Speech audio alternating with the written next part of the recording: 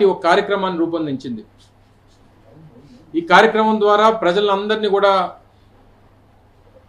కలిసి వారికి గతంలో ప్రభుత్వం ఏదైతే ఇప్పుడున్నటువంటి ప్రభుత్వం ఏదైతే అధికారంలోకి రావడానికి ఇచ్చినటువంటి హామీలు,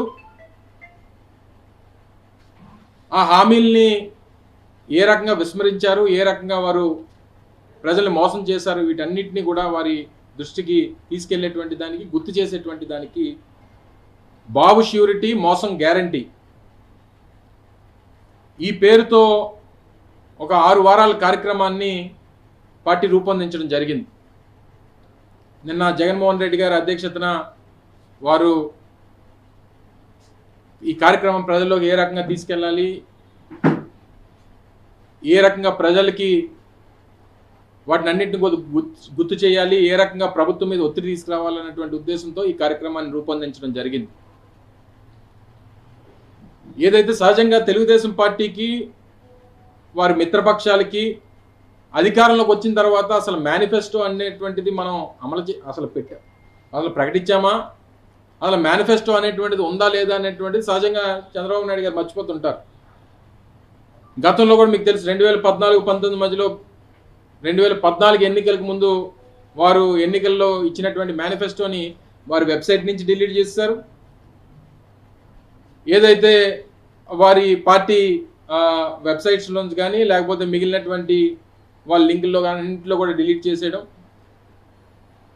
ప్రజలు మర్చిపోతారని చెప్పి వారు అనుకోవడం, ఇది సహజంగా వారికి ఉన్నటువంటి సహజ సిద్ధమైనటువంటి ఆలోచనలు. అందుకనే దాన్ని రీకాలింగ్ చంద్రబాబు నాయుడుస్ మేనిఫెస్టో అని చెప్పి, చంద్రబాబు నాయుడు గారి మేనిఫెస్టోను గుర్తు చేస్తూ అనేటువంటి స్లోగన్తో ఒక క్యూఆర్ కోడ్ని కూడా ప్రజల్లోకి తీసుకొని వెళ్ళి ఈ క్యూఆర్ కోడ్ ద్వారా స్కాన్ చేసి, ఎందుకంటే టెక్నాలజీ అని చెప్పి మాట్లాడేటువంటి చంద్రబాబు నాయుడు గారు, మరి మేము కూడా అదే టెక్నాలజీని యూజ్ చేసి ఈ క్యూఆర్ కోడ్ని స్కాన్ చేస్తే వారు 2019లో 2024 ఎన్నికల ముందు ఇచ్చినటువంటి మేనిఫెస్టోని ప్రజలందరూ కూడా డౌన్లోడ్ చేసుకోవచ్చు. తద్వారా వారు ఏ హామీలు ఇచ్చారు, ఏమి అమలు చేశారు ఈ సంవత్సర కాలంలో అనేటువంటిది కూడా మరొకసారి గుర్తు చేసేటువంటి దానికి ఈ కార్యక్రమాన్ని రూపొందించడం జరిగింది. అయితే చంద్రబాబు నాయుడు గారు నిన్నగాక మొన్న కొన్ని సందర్భాల్లో మాట్లాడుతూ అసలు పూర్తిగా మేనిఫెస్టో అంతా అమలైపోయినట్టే, ఆ సూపర్ 6 గురించి మాట్లాడడానికి వీల్లేదు, సూపర్ 6 అనేటువంటిది అమలు చేసేసాం, దాని గురించి ఎవరన్నా మాట్లాడితే వారి నాలిక మందం అనేటువంటిది వారి ప్రసంగాల్లో, వారి పత్రికా సమావేశాల్లో ఎక్కడికక్కడ మాట్లాడడం అనేటువంటిది కూడా చూసాం. సో ఈ మేనిఫెస్టోలో ముఖ్యంగా ఇది వారి మేనిఫెస్టో. ప్రజాగలం పేరిట ఆ రోజు చంద్రబాబు నాయుడు గారు, పవన్ కళ్యాణ్ గారు ఇద్దరు కలిసి విడుదల చేసినటువంటి మేనిఫెస్టో. పక్కన పాపం బీజేపీ వాళ్ళు కూడా వచ్చి చెయ్యమంటే పాపం వాళ్ళు వేయలేదు, మీ అందరికి గుర్తుందో లేదో. కానీ ఇప్పుడు వారు బాధ్యత తీసుకోవాలి. వారి ప్రభుత్వంలో వీరున్నారు, వీరి ప్రభుత్వంలో వారున్నారు.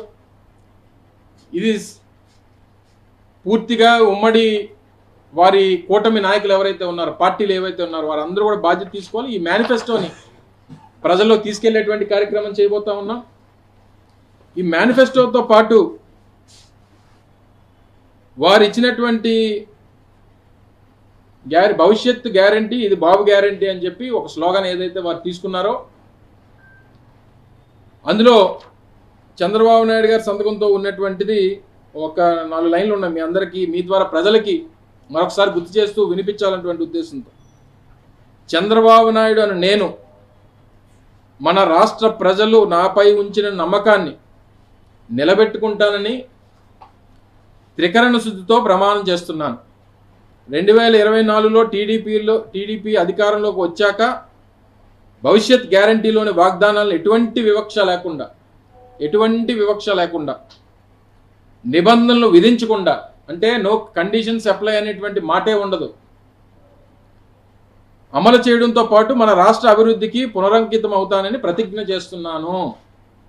ఇది చంద్రబాబు నాయుడు గారు ప్రజలందరికీ, రాష్ట్రంలో ఉన్నటువంటి 5 కోట్ల మంది ప్రజలకి ఇచ్చినటువంటి గ్యారంటీ. ఏం చెప్పారు ఇందులో? ఎటువంటి వివక్ష లేకుండా, అంటే వివక్ష లేకపోవడం అంటే ఏ కులం అని కానీ, ఏ మతం అని కానీ, ఏ రాజకీయ పార్టీ అని కానీ చూడకుండా అందరికీ ఇవ్వడం, శాచురేషన్ పద్ధతిలో ఇవ్వడం అనేటువంటిది వివక్ష లేకుండా.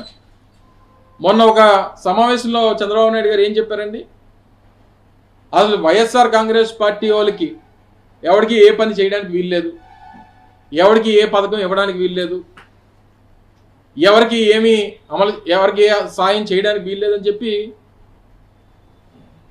రాజ్యాంగబద్ధంగా ప్రమాణ స్వీకారం చేసి దైవసాక్షిగా ప్రమాణ స్వీకారం చేసినటువంటి ముఖ్యమంత్రి గారి నోటంటే వచ్చినటువంటి మాటలు. మరి వివక్ష లేకుండా అనేటువంటి మాటకి అర్థం ఏంటి? Conditions apply.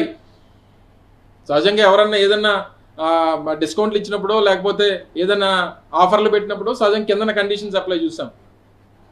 మరి ఈయన మేనిఫెస్టో ఇచ్చినప్పుడు ఎక్కడ కండిషన్స్ అప్లై అయినటువంటిది, ఏ రకమైనటువంటి నిబంధనలు విధించకుండా అని చెప్పి ఇందులో రాశారు వారు. ఇప్పుడు ఏవైతే రొటీన్గా గతంలో మా ప్రభుత్వం ఉన్నప్పుడు జగన్మోహన్ రెడ్డి గారు ఏ సమావేశం ఉన్నా,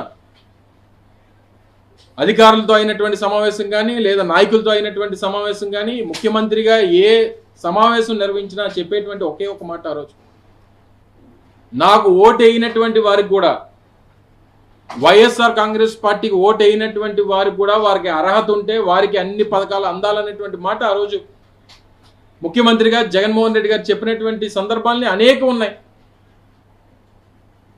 ఏ రోజు ఆ లైన్ దాటలేదు, ఏ రోజు ఎవరికి వివక్ష చూపించలేదు, మా పార్టీకి ఓటేయలేదని చెప్పి ఏ రోజు ఎవరికి అడ్డంకులు సృష్టించలేదు. కానీ ఇప్పుడు ముఖ్యమంత్రి గారికి మాత్రం వారికి వైఎస్ఆర్ కాంగ్రెస్ పార్టీ అని, వైఎస్ఆర్ కాంగ్రెస్ పార్టీ నాయకులన్నా కార్యకర్తలన్నా ఓటేసినటువంటి వారన్నా వారికి ఎవరికి ఏమి ఇవ్వడానికి వీల్లేదు అనేటువంటిది బహిరంగంగానే చెప్తున్నారు. ఆయన ఏ రకమైనటువంటి ప్రజలు కానీ, ప్రజలన్నా భయం లేదు, రాజ్యాంగం అన్న భయం లేదు, ఆయన చేసినటువంటి ప్రమాణ స్వీకారం దానికి విలువ లేదు, ఇంకా ఇచ్చినటువంటి గ్యారంటీకి అసలు వారంటీ లేదు. సో ఇప్పుడు ఈ విషయాలన్నింటినీ కూడా ప్రజల్లోకి తీసుకెళ్తాం, ఇవన్నీ వారికి గుర్తు చేస్తాం. ఇది ఆడబిడ్డ నిధి, తల్లికి వందనం, అన్నదాత, యువగలం, ఇవన్నీ ఏంటంటే